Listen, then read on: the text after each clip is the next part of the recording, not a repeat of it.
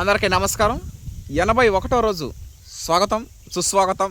RGL 7034 81వ రోజు చల్లని పైరుగాలి.